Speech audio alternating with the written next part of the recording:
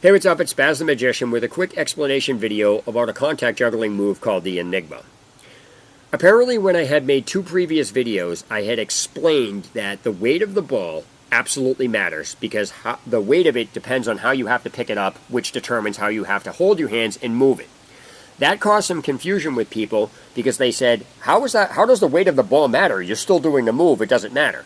So I've come up with a rather bizarre explanation that may not make sense, but if you bear with me until the end, it will. That explains the exact thing I'm talking about.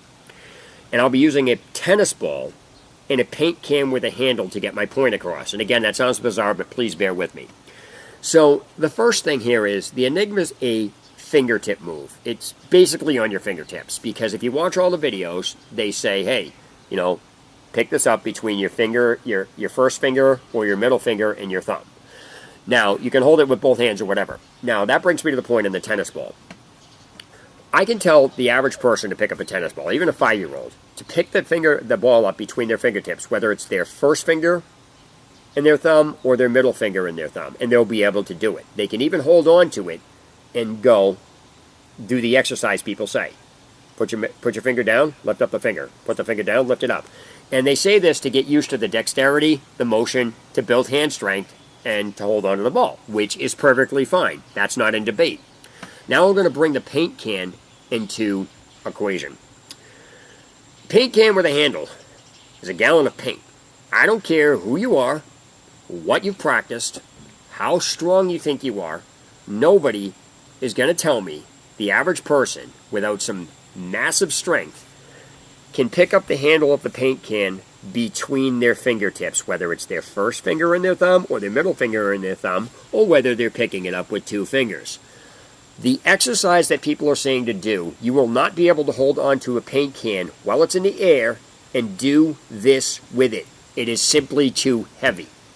Now that brings into the point where people twist out of context what I'm saying, you're saying that nobody can do it just because you can't do it. Let me correct that right now. I never said that the paint can can't be picked up. I said it can't be picked up in between your fingertips unless you have massive strength or you're not the average person, because most of you is doing it in this video, I guarantee you will not be able to pick that up, no matter who you are. That's the physics for you. So, that brings into the point on how you have to pick the paint can up.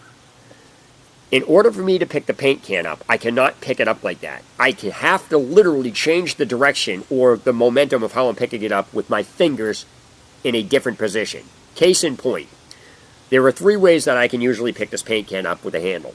Number 1, I can hook it between my middle finger and pick it up. It hurts, I've done it, but I can do it.